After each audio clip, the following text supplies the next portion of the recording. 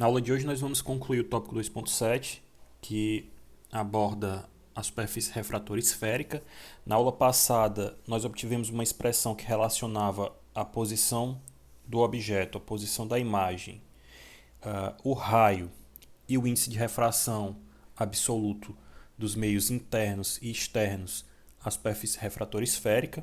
Nós vimos que em determinadas situações essa expressão ela pode mudar, nós podemos obter a expressão em função do foco objeto ou do foco imagem.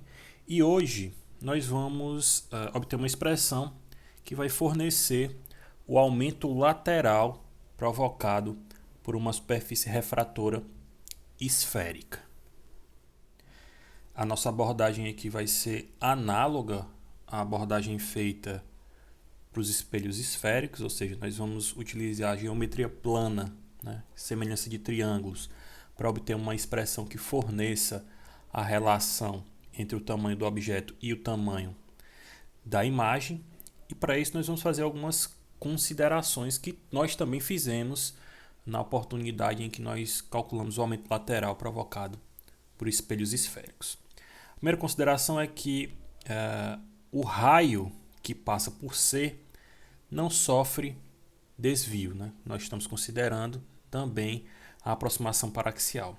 Outra consideração que nós vamos fazer para essa abordagem é que a superfície que divide os meios pode ser aproximada pelo plano ST.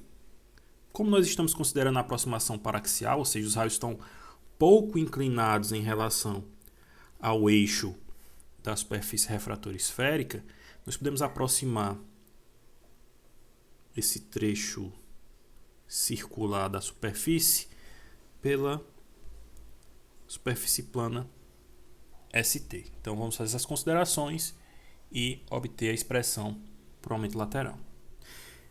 Então esses são os triângulos que nós mencionamos, Eles são triângulos formados pelo raio incidente na superfície refratora esférica, que passa pelo centro da superfície refratora esférica, Como nós dissemos anteriormente, esse raio luminoso ele não sofre desvios, Isso é uma propriedade da superfície refratora esférica. O raio que atravessa, que cruza o centro de curvatura da superfície refratora esférica, ele não sofre desvio. Então, a partir de então, nós temos esse raio luminoso formando esses dois triângulos com o eixo da superfície refratora esférica e a altura do objeto e da imagem. Esses triângulos eles são opostos pelo vértice, e são triângulos retângulos e são semelhantes porque eles possuem os ângulos internos iguais. Então aqui nós temos o triângulo P'CP e o triângulo Q'CQ,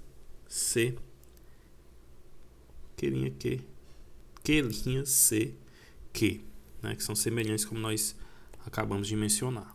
Bem, aqui na nossa representação, na figura 2.33, nós temos o objeto que tem um tamanho y, representado pelo segmento de reta PP', e conjugado a esse objeto nós vamos ter a imagem, que vai ter um tamanho y', fornecida pelo segmento de reta Q'. Como vocês podem ver, agora não dá para ver tão bem porque eu destaquei os triângulos, Mas na figura original você veria uma setinha apontando para cima, no caso do objeto, e uma seta apontando para baixo, no caso da imagem. Isso significa que, mais uma vez, a relação dada pelo aumento lateral ela vai ter um sinalzinho negativo na frente da expressão, para indicar essa oposição de orientação entre objeto e imagem, da mesma forma que nós vimos para os espelhos esféricos. Ou seja, o aumento lateral, mais uma vez, vai ser dado pela razão entre o tamanho da imagem e o tamanho do objeto. E, obviamente, como eles aparecem aqui na imagem, na representação, com orientações opostas, nós vamos ter aqui um sinal negativo na frente da expressão para representar essa oposição de orientação. ok? Então vamos lá. Então, o aumento lateral é igual ao tamanho da imagem pelo tamanho do objeto. Isso aqui, né, utilizando a semelhança de triângulos, né, dos dois triângulos que nós destacamos aqui, o triângulo P'Cp e o triângulo Q'Cq, isso aqui vai ser igual.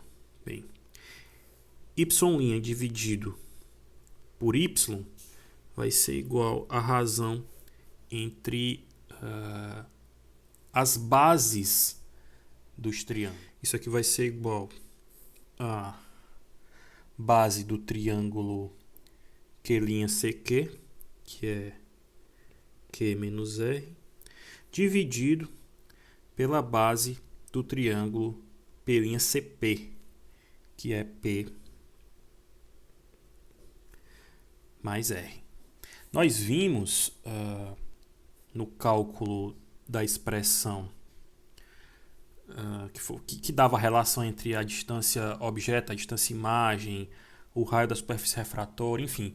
Em um momento do cálculo, nós encontramos que esse termo que nós acabamos de mostrar aqui, né, acabamos de encontrar, ele era igual à razão entre os índices de refração absoluto vezes a razão da distância imagem pela distância objeto. Ou seja, isso aqui vai ficar m, que é igual a y' sobre y, vai ser igual a menos N1, que é o índice de refração absoluto do meio 1, dividido por N2, que é o índice de refração absoluto do meio 2, vezes a distância imagem pela distância objeto. Nós podemos também obter uma expressão para o aumento lateral em função da distância do objeto ao foco objeto e da distância da imagem ao foco imagem. E a partir dessa expressão para aumento lateral, nós podemos encontrar a fórmula de Newton, que é uma expressão que relaciona a distância do objeto ao foco objeto e a distância da imagem ao foco imagem com as distâncias focais objeto e imagem. Nós mais uma vez vamos utilizar a semelhança de triângulos. Nós inicialmente vamos observar os triângulos em azul, né, são opostos pelo vértice, têm ângulos internos iguais, e em seguida nós vamos observar os triângulos em vermelho, que também são opostos pelo vértice e também possuem os ângulos internos iguais. Então, os triângulos FVT e FP, P', são semelhantes. Logo, então a razão entre as medidas equivalentes vai ser igual. Ou seja, a altura y do triângulo FPP' dividido pela sua base, que é x, vai ser igual a altura do triângulo FVT, que é y', dividido, deixa eu só afastar um pouco aqui, y', dividido pela base do triângulo FVT, que é a distância focal objeto. Como y' está em oposição de sentido com relação a y, nós vamos adicionar aqui um sinal negativo na nossa expressão. Okay? Então, essa é a expressão relacionada aos triângulos FVT e FPP'. Bem, agora nós vamos analisar os triângulos destacados em vermelho. Nós temos o triângulo F'VS e o triângulo F'QQ'. Eles são opostos aqui pelo vértice nesse ponto, né, no ponto focal imagem. E eles possuem uma semelhança ângulo-ângulo-ângulo, ou seja, eles possuem os seus ângulos internos iguais. Então, desse modo, nós podemos relacionar as dimensões equivalentes de cada triângulo. Então, isso aqui vai ser... Nós podemos fazer o seguinte, ó.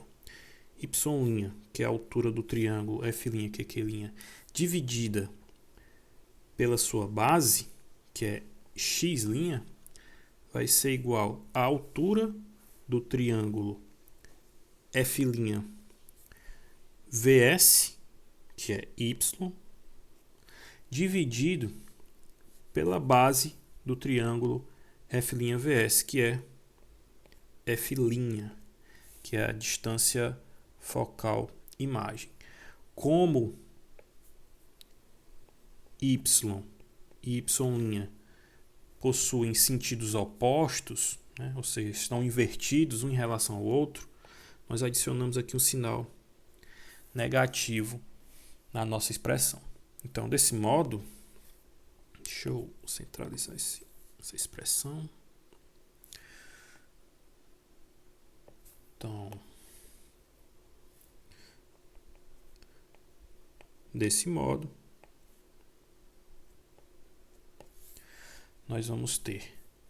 Nós estamos calculando o aumento lateral, né? Então, mais uma vez, o aumento lateral M é dado pela razão entre a altura ou tamanho da imagem pelo tamanho do objeto. Isso na direção vertical. Então, isso aqui vai ser igual.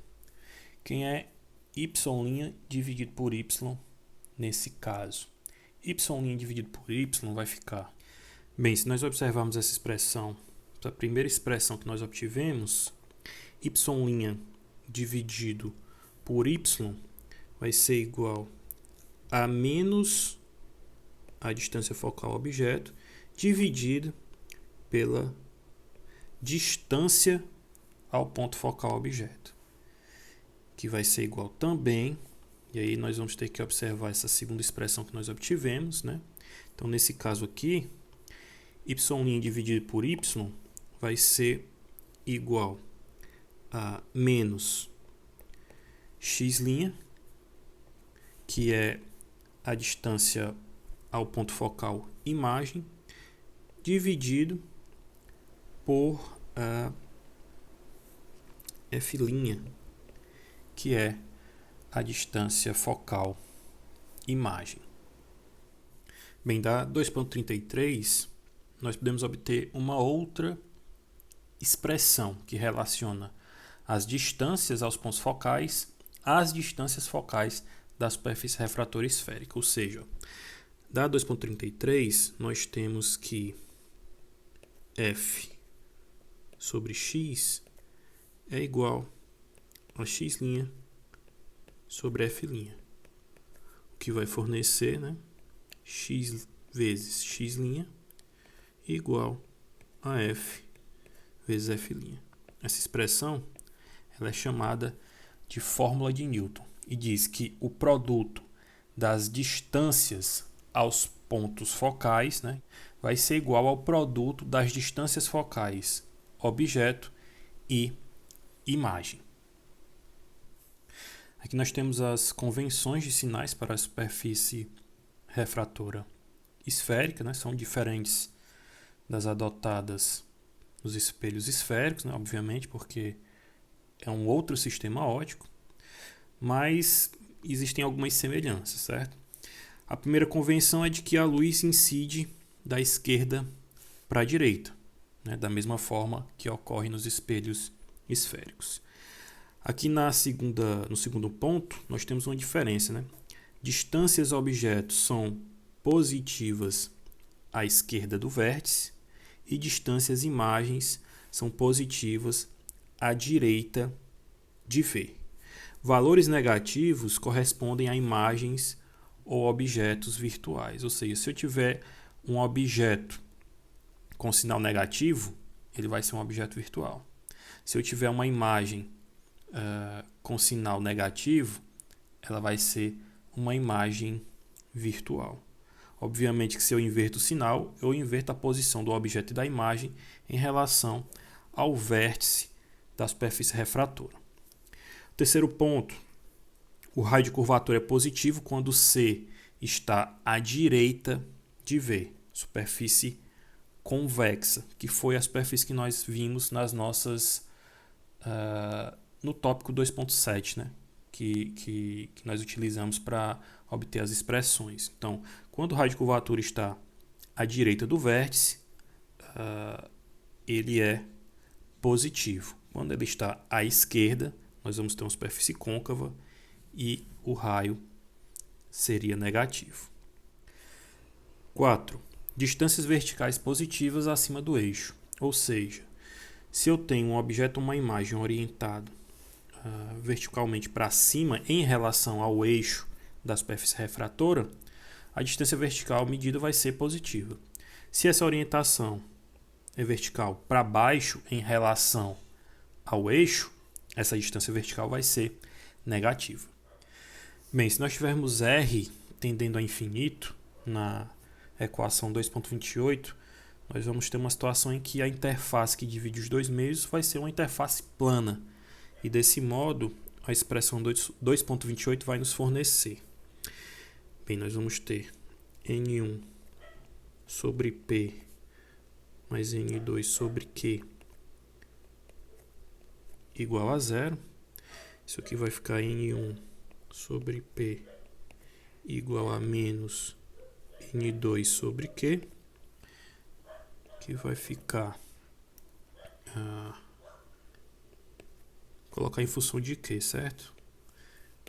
Isso aqui vai ficar Q, que é a distância imagem, igual a menos N2 sobre N1, que multiplica a distância objeto. Bem, esse termo, N2 dividido por N1, é o índice de refração relativo do meio 2 em relação ao meio 1. Então, a expressão vai ficar Q igual a menos o índice de refração relativo do meio 2 em relação ao meio 1 vezes a distância objeto. A expressão 2.35 ela fornece a distância imagem a partir do produto entre o índice de refração relativo entre os dois meios, né? No caso aqui, o índice de refração do meio 2 em relação ao meio 1 e a distância objeto. O sinal negativo que aparece na expressão, ele indica que imagem e objeto vão ter características opostas. Quando um for virtual, o outro vai ser real e vice-versa. Uma outra observação que nós podemos fazer é a seguinte: se N1 for maior que N2, como na interface água-ar, o ponto imagem situado no meio 1, ele vai ser observado mais próximo do limite entre os dois meios que o ponto objeto, fazendo com que, no caso aqui, se a nossa interface fosse composta por uma piscina, né, fazendo com que nós víssemos o fundo da piscina mais próximo da superfície que o real, né? Ou seja, nós perceberíamos a piscina menos profunda do que ela realmente seria.